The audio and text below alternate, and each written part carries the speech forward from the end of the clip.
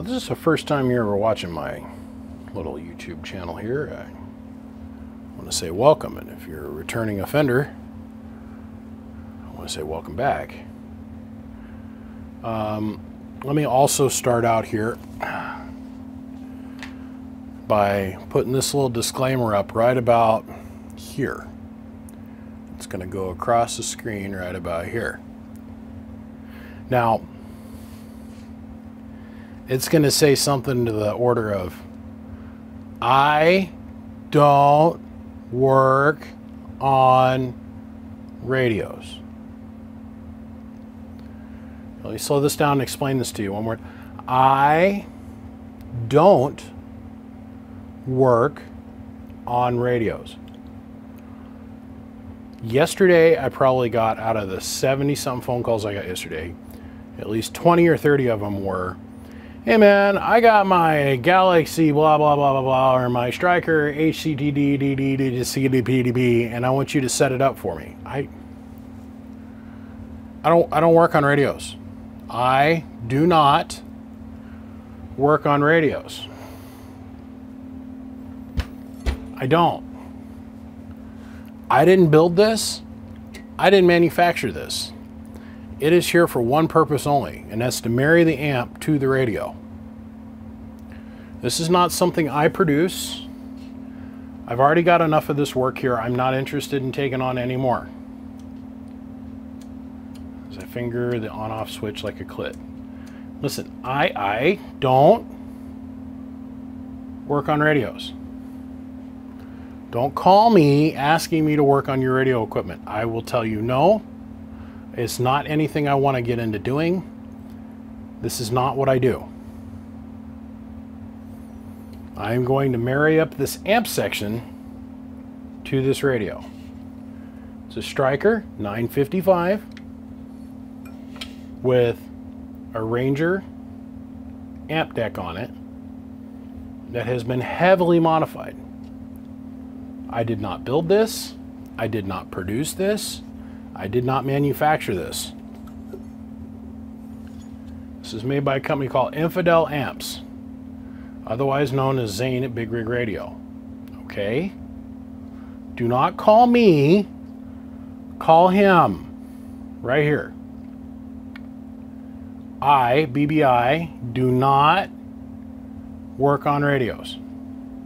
Please do not take any more of my day asking me to explain that I don't work on radios. I do not work on radios. I don't know how I can make that any clearer than I do not work on radios. I understand all the little processes that are going on inside of here, and I can have a decent conversation with damn near any decent radio tech out there. I can. I don't want to. I do not work on radios. Not interested in it. Not going to happen. Don't offer me the radio work. I don't want it. I'm not interested in it. I don't keep radios around here. I usually keep a couple Strikers and a couple Cobra 29s and a couple Cobra 25s and the stuff to support maybe one or two radio repairs, and that's it. And that's just for my friends or for when I have something break here on a workbench. I do not work on radios. Okay? So there can be no misunderstanding about that. I want to be very clear. I don't know what I'm getting into on this radio. My job is to not align the radio or make the radio do anything special. I will not change the radio's infrastructure at all. My job is to marry the amplifier to the radio and make the radio do its thing into the amp. I, for the last time, do not work on radios. Okay?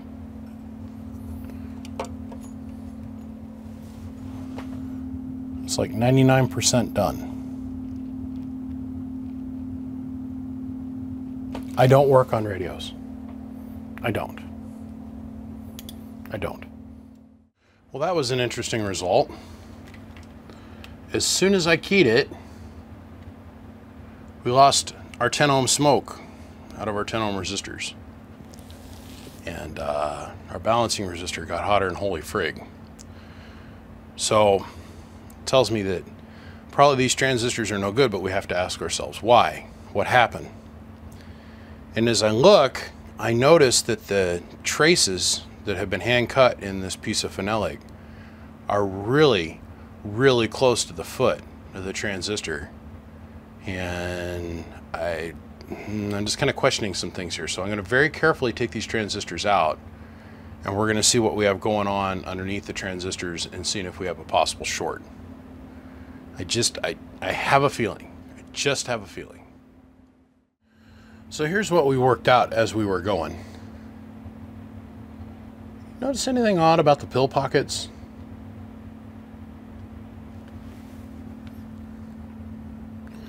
I'll show you the bottom side of the transistor.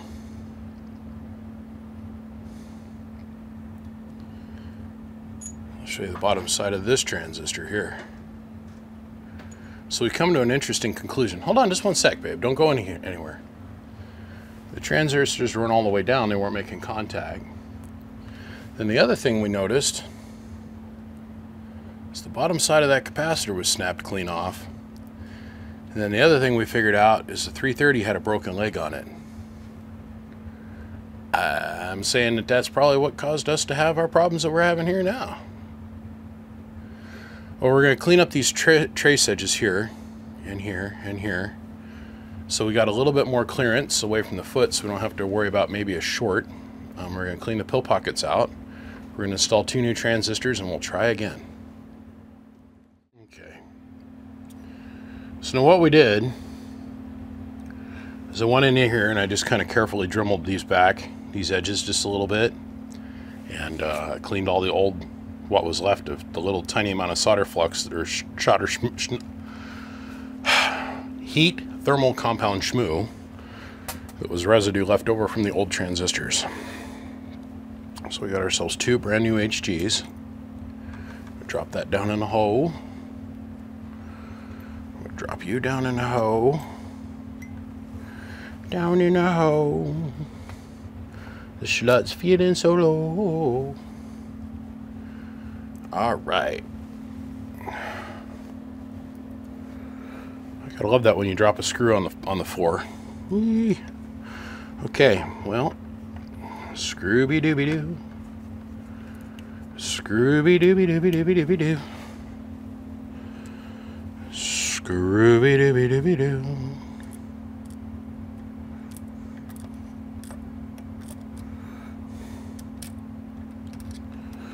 Oh, come on, there you go. Scrooby. Oh, overdid it. Do-do. Scrooby-doo. Scroob, scroob. Scroob it in the hole. Scroobing. Okay. Click, click, click, click. It tells me it's in there tight. Carefully. Carefully. All right, let's go for the one we dropped on the floor. Come here, Scroob. Scrooby. There we are. Good Scrooby-doob.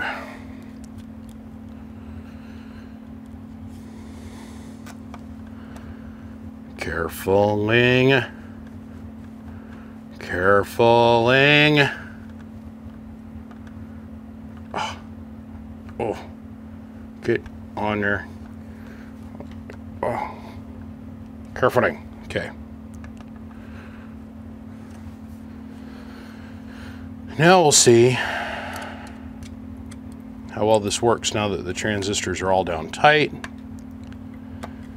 I honestly believe we had a short, even though this cap was busted, and we got some other little small things to overcome. I think this will go much better now. We'll see. Okay, now let's go over here and we're going to start here. So this is a 7-volt test point, okay? And this test point is utilized to key the strap-on amplifier. This test point works well for this. It sits behind a decent little surface mount switching transistor, and it gives us a 7-volt reference every single time we spike the mic. This test point is to allow to make sure that we have the proper IC flip-flop voltage for another circuit. So we piggyback onto here to run our keying relay. Now, I discovered a long time ago in doing these, and I'm pointing this out for the kid that built this thing, the young gentleman that built this, that test point does not have enough voltage to latch up one of these ice cube relays. There's just not enough current potential there to actually latch up this coil in this is 12-volt relay. So this little tiny relay that we use to do the bias control, on the other hand, it's more than substantial enough to drive the coil to latch closure. So the way you had this wired is from here, you have this piece of purple Teflon that comes around and it runs up, and it was making contact here. So this is the 7-volt reference wire from the test point. And here we've come off the switch, and this is good because this switch is what turns the fan on and turns the fan off, and also it turns the keying circuit on and turns the keying circuit off and the bias. So we have a 12-volt source that's brought in on this piece of Teflon here. This right here. Pardon me, this piece of Teflon right here. This is what drives our fan as well. Well, we piggyback that 12-volt source and we switch it to turn our bias circuit on and off, which is this load resistor here with some diodes and a couple other little deals. What I did is to help protect the radio in that key test point, because if you blow that transistor up that's inside a radio over here, you have no more key. It will not go into transmit mode whatsoever. Okay? So you have an interesting phenomenon that takes place, which is a shot. It's an electrical shot from the coil coming out of load operation into load operation, off of load operation, as the coil is charged and discharged from the voltage and current being applied to it and then taken away. Particularly on the offload of the coil discharging, we have a huge voltage spike that takes place across our positive and negative terminals from the current being, or the circuit being broken. Okay. The voltage spikes. Well, to get rid of that huge spike so we don't have to worry about it feeding back and killing the radio over here, back to this test point, we have to apply a diode. This is called a snubbing diode. You'll find that we'll put them on pretty much everything. The keying circuit back here, the actual transmit receive relay back here, I believe Zane had you put one down in there. It's for the same reason. It's to help protect the test point. Well, we had to overcome the fact that there isn't enough current potential to charge one of the big ice cubes. So how we're going to do that is we'll use the other side of this micro relay that wasn't utilized, and we're going to piggyback off the switched 12-volt here and bring it up here to this lead, and then we're going to use our transmit wire, which is this wire here that goes back to our ice cube relay. We're going to utilize that. But because now this is our only source of switch, we have to recognize the fact that this coil is going to have an electrical shot that comes out of it from when it being discoupled or broke, the connection being broken. And to protect that transistor back up the chain, we had to put a little snub diode in there. So this, in theory, is going to switch a hard 12 volts to our relay, which will now allow our keying circuit to latch up solidly when we come into mode and out of mode of operation. It's really substantial that we have that solid on-off. Okay, so I went through and I rebuilt the 4-pill section, taking from our lessons learned. I took the 330s. See how this is snapped clean off? I cleaned up the face of the transformers, and I went ahead and I replaced them with some smaller 330s and made the leg length long enough so that when we folded the legs back or forward, we're not going to torque the legs to where they rip completely out of the component. Okay, and I made the legs long enough so that we can sneak them down and they'll fit flushly underneath here. Now let's make sure we don't have our bias circuit touching, because I've yet to test that, which that was touching ground. We don't want that. Okay, we've got a very rough input tune, a very rough output tune on this particular pallet. This is a pallet, by the way, you guys. When you enclose it in a box with a relay, then it becomes an amp. But I like to think of this as a test pallet till it's completed. We have our bias on the circuit and it's running smoothly. Then we can complete it up and make it an amplifier. So we trimmed up our connections in there. I went and made sure that these were actually tight, which they weren't. They all took a turn or two to get actually sucked down to the heatsink. So we have 0 bias on at the moment. We fixed our relay. We replaced our 2 pop transistors, and I think that came from them not touching and possibly having a short. We fixed our 330s, and then we replaced all of those capacitors, those long actual lead green capacitors, with true disc capacitors that are tried, true, and tested, and we know work. So let's put some power to it and let's see what happens. Okay, this image is harder to get than you think. We're shooting in the complete darkness for a reason. So we're going to look at this one transistor on the right. We're going to watch its heating effects. See how the transistor on the right is ice cold and the one on the left is incredibly hot? We're going to come over here, we're going to look at these two. They heat, but then as soon as we unkey, they cool right down. But compared to this one, we're seeing significantly more heat, like 97 degrees. And while its partner is all the way down at 70. So what does that tell us? Now, we can go ahead and we can start rodding on it. It's going to last about another 2 or 3 keys. And then we're going to have problems again. I can guarantee you. This transistor will pop, and in turn it'll probably take that one with it. So, without us rodding on it, we know right away that we're having a heating issue here. Now, we've been seeing this a lot lately. I mean a lot.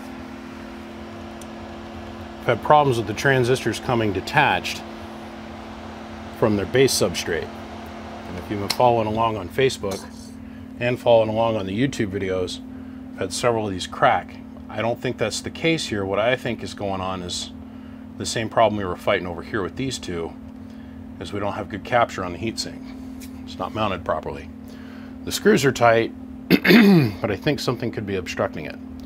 So, without us running the risk of burning up 2 transistors, we're going to take one out, and we're going to see what we got going on underneath it, and probably just replace it to see if that fixes the problem.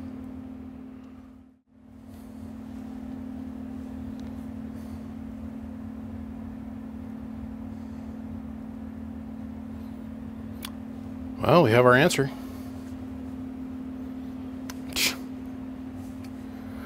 Okay. Disappointed doesn't even cover my feelings about this.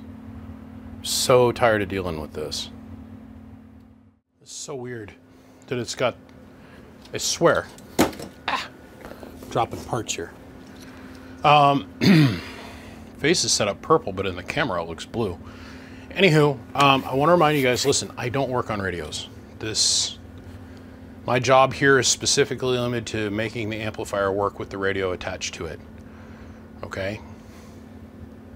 Now, we do hit a brick wall with this particular amp. And it's right at about 800 watts. I can get it to do slightly more than 800, but when we do that, the cores are super saturated, so it starts making a ton of harmonics. So the way it's set up now is for the absolute cleanest level of power I can get it to produce. We're floating right at 14.8 volts. The meter's reading at 15, but man, you should really think about trying to squeeze these in that case. Because right now you're oversaturated And we could probably get this radio to do more, but for cleanliness and making it work, this is our best bet. So I've got it set up now so that the radio, let's go ahead and let's do our lap around the band here and show you what we got going on. It's our 1000 watt slug in peak, 1000 in average of course, and our 5 watt slug back in reverse, back from the Bird 10,000 watt dummy load. Well, no, let's stay zoomed in here for a second. So here's the radio. 1 AM. Got a mic gain open. Hello. Oh. Interesting. Once again, untested. I thought I would try out the little side mic. Hello. Check that out. Hello. Audio. Okay. Note to Zane, side mic needs to be fixed as well. Okay. My only job was to make the amplifier work with the radio, not fix the radio or make any adjustments on the inside of the radio whatsoever. So, here's the drive that we're making with the radio. Hello, 1212. Here's our principal shot on the spectrum. We're 150 megs wide, starting at 0.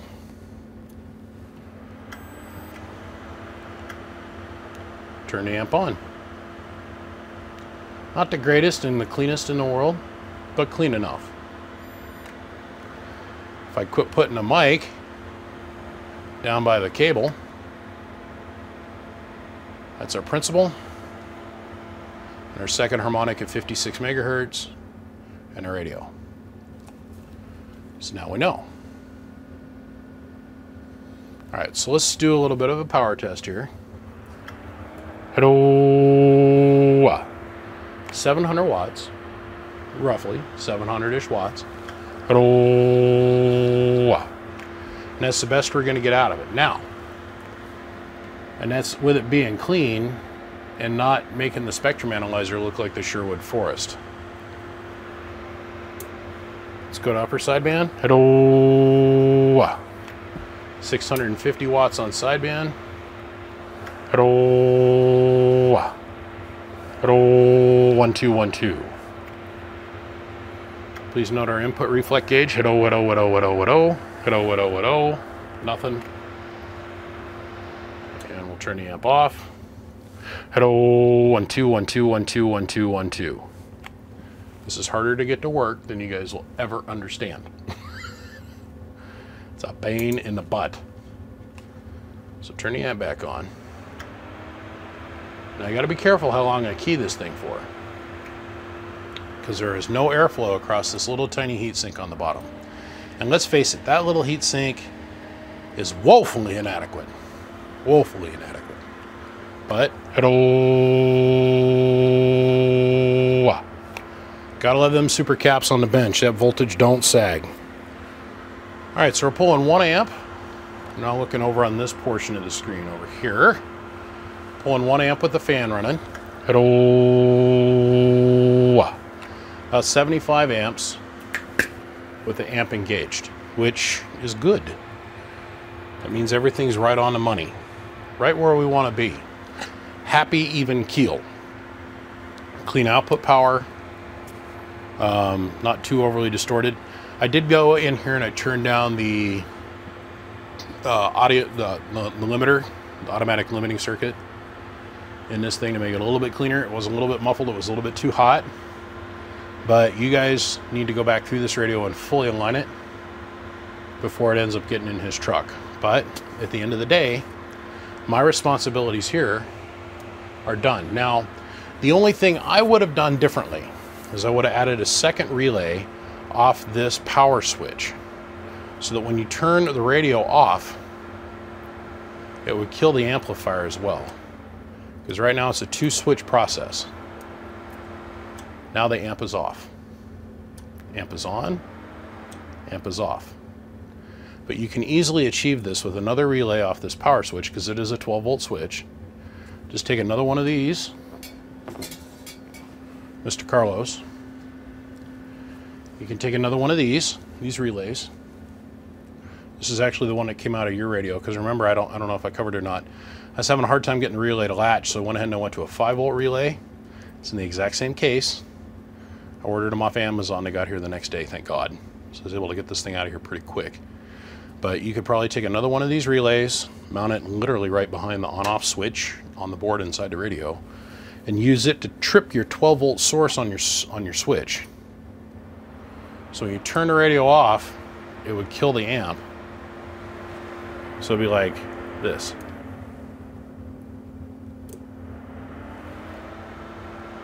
See what I'm saying?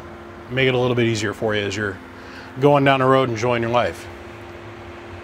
The other thing I had to do was I had to replace the fan, because once I got the amp working over 500 watts, RF got in the fan and killed the fan. Nobody bothered to tell Carlos about the 15 ohm blocking resistor. Well, we take 3 of them and put them together, so it's really just a couple ohms worth of resistance, but it's just enough to elevate the ground potential of the fan and differentiate it from the case, which makes the fan circuitry not resonant to the RF. That with a piece of ferrite, and then I added a 103 disc capacitor to the fan circuit to help block the RF from trying to crawl down the wire. But end of the day, amp work good for what it's supposed to be. Radio work good for what it's supposed to be. And now I put it back in its box, and it goes back to Zane at Big Rig Radio, the guys that actually make Infidel amps, and go from there. So I'm done with this one. Now guys, I've got a really fun one coming up for us next. Not gonna lie, I hate to do this, but I have a feeling what's inside this box is gonna blow everybody's mind. Please note this sticker. That's the only reason it's here. And this one's sealed in the box. We question this. And I've fielded several phone calls in the last week with people that have purchased these and then have had problems, and they noticed things with the transistors that they thought were a little off. We're going to go thoroughly address that in this next video. On that note, gentlemen, my name is BBI. I appreciate you all tuning in to check it out. Please come follow along, www.bbiamps.com. Come find me on Facebook, BBI Amps the group. Don't send me any more friends requests on Facebook. I cannot take on any more friends. I have 4,999 of you. If I click that one last friend, it's not going to let anybody send me a friends request, and I think that that's kind of rude. So please come join me on BBI Amps, the group. Box Builder Idaho on Instagram, even though I don't do anything with it. Box Builder Idaho, Twitter, on and on and on. Like I said, if it's your first time watching, welcome. If you're a repeat offender, welcome back. I gotta run. I'll see you. I appreciate every single one of you. Big shout out to Siglant. Big shout out to Excess Power. Big shout out to Bird and Coaxial Dynamics. I thank you guys for all of your support. We'll see you. Bye.